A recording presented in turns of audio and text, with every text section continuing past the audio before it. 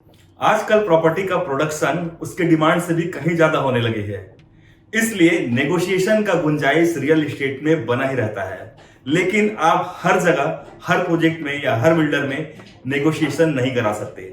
तो आइए जानते हैं कि आप किस प्रोजेक्ट में या किस बिल्डर के साथ में बैठ करके नेगोशिएशन करा सकते हैं और आप अपने रियल एस्टेट इन्वेस्टमेंट के साथ साथ अपने पैसे को बचा सकते हैं। नमस्कार, मैं हूं Shailendra Dewangan, founder and director Story Infratech real estate group Raipur से, और आप सभी को मेरे YouTube channel my budget my hooks में बहुत बहुत स्वागत है।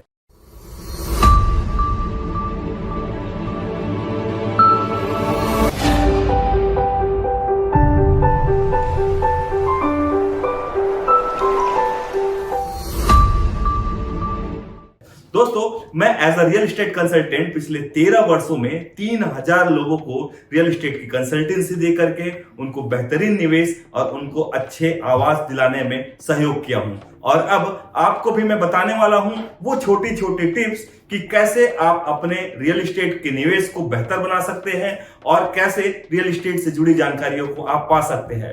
तो कृपया मेरे इस चैनल को यदि आपने सब्सक्राइब या लाइक नहीं किया है तो सब्सक्राइब करके बेल आइकन को क्लिक कर दीजिए, जिससे कि आपको मेरे आने वाले सभी वीडियो के नोटिफिकेशन आपको समय समय पर मिलता रहे। दोस्तों, अगर हम घर के लिए सब्जी भी खरीदने जाते हैं तो वहां भी हम मोल भाव करते हैं, और हम भारतीय लगभग किसी भी चीज को खरीदने जाते हैं उससे पहले मोल भाव तो हम करते ही करते हैं। तो हम इतने बड़े निवेश के बारे में बात कर रहे हैं जहां पे लाखों और करोड़ों रुपए आप लगाने वाले हैं, वहां पर भी मोल भाव की बात तो बनती ही है। और हाँ, ये आपका अधिकार भी है। अगर आप प्रॉपर्टी खरीदने जा रहे हैं और मोल भाव करने वाले हैं तो कुछ बातों को जानना आपके लिए बेहद जरूरी है कि मोल भाव करते समय आपको क्या क्या बातों का ध्यान रखना चाहिए। सबसे पहली बात आपको ध्यान में रखनी होगी कि आप जिस क्षेत्र में प्रॉपर्टी खरीदने जा रहे हैं वहां पर आसपास में भी उस प्रॉपर्टी के मुकाबले, जिस प्रॉपर्टी को आप देख रहे हैं उसके मुकाबले आसपास के क्षेत्र में रेट क्या है, और रेट अगर है तो वो क्यों कम है, और इस प्रॉपर्टी का रेट क्यों ज्यादा है, या इस प्रॉपर्टी का रेट क्यों कम है और उस प्रॉपर्टी का रेट क्यों ज्यादा है। ये आपको जानना सबसे ज्यादा इसलिए जरूरी है क्योंकि इसको जानने के बाद ही आप फिर जाकर के डेवलपर के साथ या बिल्डर के साथ बैठ करके बातचीत करके आप समझ सकते हैं कि आपका अगर रेट यहां पर ज्यादा है तो किस लिए है, और आपका रेट यहां पर कम है तो किस लिए है, और आपको क्यों कम रेट पे ये प्रॉपर्टी मिलनी चाहिए। साथ ही आपको देखना होगा कि उस बिल्डर का मार्केट में इमेज कैसा है और उन्होंने कितनी प्रॉपर्टी का डिलीवरी किया है या कितनी प्रॉपर्टी का पोजीशन किया है। अगर उनका विश्वसनीयता अच्छा है, मार्केट में उनका नाम अच्छा है, उनके प्रोडक्ट में दम है, तो उस कंडीशन में आप उस बिल्डर के सामने बहुत ज्यादा नेगोशिएशन करने की मत सोचिएगा, क्योंकि ऐसा हो सकता है कि वो बिल्डर नेगोशिएशन करके अपना नुकसान नहीं चाहेगा, क्योंकि लागत ही अगर वैसा लग रहा है उनके प्रोजेक्ट में तो आपको बहुत ज्यादा नेगोशिएशन करने नहीं देंगे और डिस्काउंट नहीं देंगे। इसके कारण से कई बार डील आपके हाथ से निकल भी सकता है। तो देखिएगा आप कि वो बिल्डर किस लेवल का बिल्डर है और उनके प्रोडक्ट में कितना दम है। उस कंडीशन पे आप नेगोशिएशन का या डिस्काउंट का बात कीजिए उनसे। प्रॉपर्टी पर नेगोशिएशन बाजार की स्थिति या उस बिल्डर की व्यक्तिगत स्थिति के ऊपर निर्भर करता है कि अगर वो बिल्डर किसी भी प्रकार के लोन से दबा हुआ है या उनको सेल्स का प्रेशर ज्यादा है तो उस कंडीशन पे आपको एक अच्छा डिस्काउंट मिलने की संभावना है। अगर वो बिल्डर का व्यक्तिगत पैसा लगा हुआ है या मार्केट से उनके ऊपर ब्याज का कोई भी प्रेशर नहीं है तो शायद वो बिल्डर को आप बहुत ज्यादा नेगोशिएट नहीं कर सकते, क्योंकि उस बिल्डर का कोई मार्केट में कोई बड़ा कर्ज नहीं है, ना लोन नहीं है, तो वो ये चाहेगा कि हाँ मेरी प्रॉपर्टी आराम से बिकते रहे, तो मुझे इतना कोई जल्दबाजी नहीं है। इसलिए भी कई बार बिल्डर ये करते हैं कि डिस्काउंट ना दे करके अपने क्लाइंट्स को भी छोड़ सकते हैं कई बार। तो अगर डिस्काउंट आपको चाहिए तो ये चीज आपको जानना बेहद जरूरी है कि उस बिल्डर की व्यक्तिगत स्थिति आज के समय में कैसा है। दोस्तों, मैंने देखा है कि बहुत सारे लोग नेगोशिएशन करते करते अपने ईगो पे आ जाते हैं, और कई बार ऐसा भी होता है कि बिल्डर के ईगो को भी हर्ट कर देते हैं। तो उस कंडीशन पे बिल्डर का भी ईगो हर्ट हो गया, आपका भी ईगो हर्ट हो गया, तो वहां पर अच्छी डील भी आपके हाथ से निकल जाती है और बाद में आपको पछताना पड़ता है यार कि इस डील को मुझको कर लेना चाहिए था, ये डील मेरे लिए बहुत ही ज्यादा जरूरी था, और कहीं ना कहीं मेरे एक छोटे से डिस्काउंट को लेकर के खींचातानी के चक्कर में वो डील आपके हाथ से निकल गई। ये कहीं ना कहीं होता है और इस चीज को भी आपको देखने और समझने की जरूरत है। इससे अच्छा ये होगा कि आप अगर नेगोशिएशन कर रहे हैं तो वहां पर आप प्यार से रिलेशन बनाते हुए, व्यक्तिगत तौर पे उनसे रिक्वेस्ट करते हुए, बात करते हुए आप नेगोशिएशन कीजिए। उससे संभावनाएं आपके फेवर में आने की बहुत ज्यादा होती है। अगर आपने किसी प्रॉपर्टी का विजिट कर लिया है, साइट विजिट कर लिया है, अगर वो प्रॉपर्टी आपको पसंद आ गई है, तो कोशिश ये करें कि आप अपने साथ में अपना चेक बुक रखें और फिर बिल्डर के ऑथराइज पर्सन या रियल एस्टेट मार्केटिंग कंपनी के जो ऑथराइज पर्सन होते हैं, आप उनके साथ में बैठिए और बैठ करके चेक के साथ में बात कीजिए कि हाँ सर, मुझको जो है ये प्रॉपर्टी पसंद आ गई है और मैं एक्चुअल खरीदार हूं, मैं लेने के लिए ही बैठा हूं, इसलिए मैं आपके सामने नेगोशिएशन की बात कर रहा हूं। हो सके तो कोशिश ये कीजिएगा जब आप प्रॉपर्टी पसंद करते हैं उससे पहले ही आपका बैंकिंग प्रोसेस कंप्लीट हो जाए, या आपके पास में आपका सेंसन का जो अथॉरिटी लेटर होता है बैंक सेंसन का, वो भी आपके हाथ में आए। तो उससे बिल्डर आपको एक एक्चुअल खरीदार समझेगा और कहीं ना कहीं लगेगा कि हाँ यार, ये बात करने के लिए नहीं आया है, ये हमसे डील करने के लिए ही आया है और ये पैसा लेकर के साथ में चले हैं। तो आपके नेगोशिएशन या आपको डिस्काउंट मिलने की संभावनाएं कुछ ज्यादा ही बढ़ जाती है। ऐसे भी बहुत सारे खरीदार आते हैं जो मार्केट में घूमते हैं, कई सालों से घूमते रहते हैं और शहर के किसी भी प्रोजेक्ट को नहीं छोड़ते, इतना विजिट कर लिए रहते हैं। ऐसे ग्राहक सारे लोगों के नजर में, सारे रियल एस्टेट मार्केट के नजर में होते हैं, सारे बिल्डर के नजर में होते हैं, सारे एजेंट्स के नजर में होते हैं और सब लोग उनको उतना ही हल्के में वैल्यू देते हैं।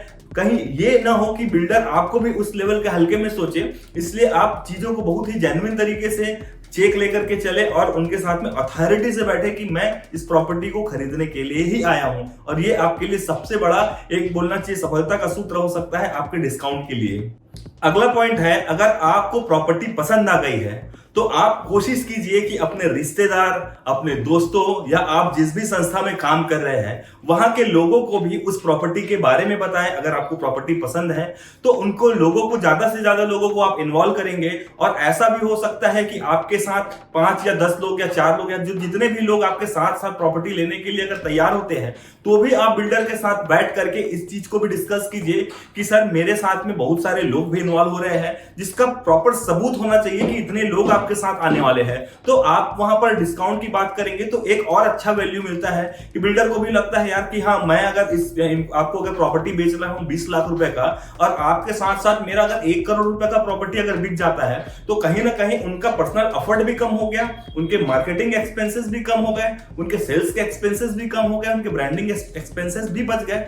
कहीं तो बेनिफिट आपको इस चीज का मिल सकता है और आपके साथ आपके बाकी लोगों को भी बेनिफिट मिल सकता है कि उनको भी डिस्काउंट हो जाए। तो इस चीज का भी आप बिल्कुल ख्याल कीजिएगा।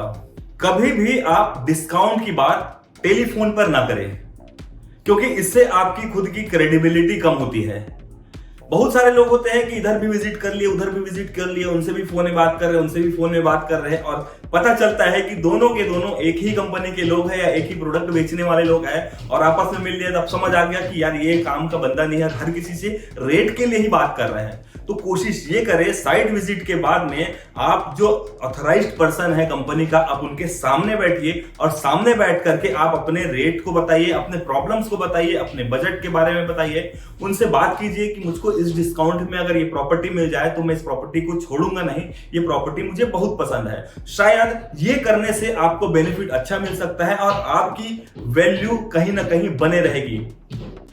दोस्तों, ध्यान रहे कि नेगोशिएशन करते समय आप बिल्डर से जो भी रेट मांग रहे हैं वो वाजिब होना चाहिए। ऐसा बिल्कुल प्राइस ना बोले जो कि बिल्डर आपको बाद में बताने की बात करे, या तो बिल्डर सामने से एग्रेसिव हो जाए या उनको बुरा लग जाए कि यार अगर कोई प्रॉपर्टी 25 लाख की है आप उनको 20 लाख में कैसे मांग सकते हैं या 15 लाख में कैसे मांग सकते हैं। आपको भी उनकी चीजों को समझना पड़ेगा कि मार्केट में जो एस्टिमेट आता है, जो खर्चे आते हैं, जो आपका मटेरियल्स का खर्च आता है, कंटिन्यू रेट बढ़ रहा है, तो कहीं ना कहीं बिल्डर भी 2 पैसा कमाने के लिए बैठा है, बिल्डर अपने नुकसान के लिए नहीं बैठा है। तो वो सब चीज आपको सोचना पड़ेगा कि आप जो भी रेट मांग रहे हैं वाजिब मांग रहे हैं। 25 लाख की प्रॉपर्टी खरीदना चाह रहे हैं तो आप बोल सकते हैं कि नहीं, मुझको आप 20 लाख में दीजिए, या तो आप जो है 22 लाख रुपए मांग सकते हैं। वो सामने वाला अपना कैलकुलेशन लगाएगा, उनको लगता है कि हाँ आपको ये प्रॉपर्टी इस रेट पे देनी चाहिए तो बिल्कुल आपको देगा। क्योंकि रियल एस्टेट का सौदा दोस्तों ऐसा है कि कभी नुकसान का सौदा नहीं होता। आप जिस भी रेट में आप प्रॉपर्टी खरीद रहे हैं वो प्रॉपर्टी आने वाले समय में आपको बढ़कर के ही मिलेगा, तो नुकसान कुछ नहीं है। हमारा प्रयास ये रहे कि हम नेगोशिएशन करके अपने कुछ पैसे एक्स्ट्रा बचा लें। हमेशा डिसीजन मेकर जो प्रॉपर्टी खरीदना है, जिसको प्रॉपर्टी खरीदना है, वही व्यक्ति डिस्काउंट की बात करे या डील पे बैठे तो ही ज्यादा इसका प्रभाव पड़ सकता है। कई बार ऐसा होता है कि अगर 17-18 साल का बच्चा है, लड़का है, वो प्रॉपर्टी देखने चला गया और प्रॉपर्टी देखने के जाने के बाद में अपने मम्मी पापा को बताया और उनके मम्मी पापा ने बोला ठीक है ना, चल देख लेंगे, बात कर लेंगे, तू बात करके देख ले, तो वो फिर आपका जो है वो कोशिश करेगा बात करने का, और फिर जाकर के पता चलता है बाद में कि फाइनल डिसीजन मेकर कोई और है। वहां पर मामला कई बार बिगड़ जाता है। तो डिसीजन मेकर ये होना चाहिए कि डिसीजन मेकर ही जाकर के बैठे इन सब चीजों के लिए, और वहां पर फाइनली जैसे मैंने आपको बताया पहले ही कि चेक के साथ बैठे, पेमेंट के साथ बैठे, तो आपका प्रभाव वहां पर ज्यादा पड़ेगा। हमेशा पोलाइट होकर बात करिए, क्योंकि दोस्तों आखिरकार आपका मकसद है आपको नेगोशिएशन कराना और उस डील में कुछ पैसे बचाना। ऐसी बात बिल्कुल भी ना करें कि बिल्डर का मन हर्ट हो जाए या आपको बुरा लग जाए। तो प्यार मोहब्बत से बातें करें और वहां पर कोशिश कीजिए, रिक्वेस्ट कीजिए, उदाहरण दीजिए, स्टोरी सुनाइए, अपनी परेशानियों को बताइए।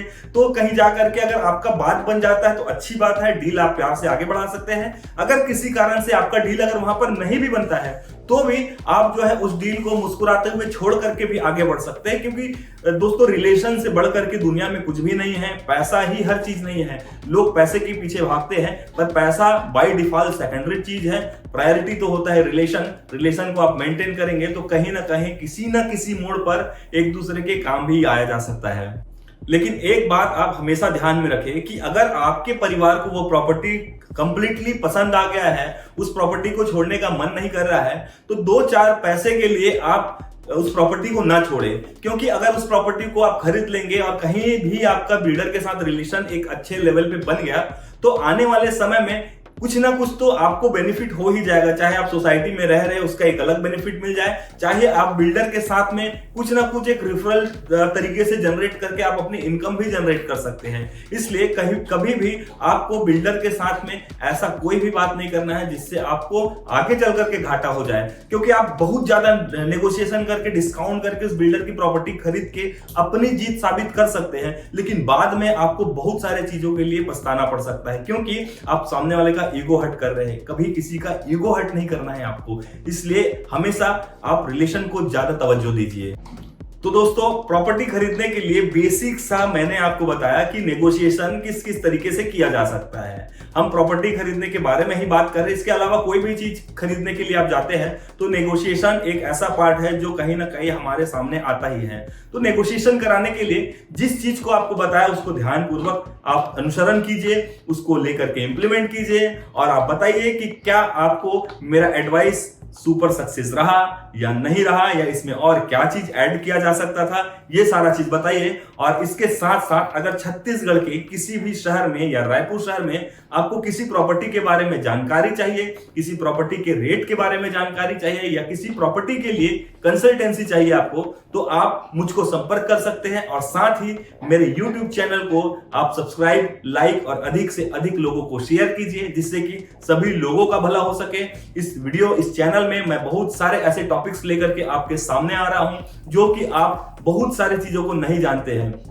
तो आज के लिए दोस्तों इतना ही। बहुत बहुत धन्यवाद आपका अपना Shailendra Dewangan, real estate expert. Thank you so much.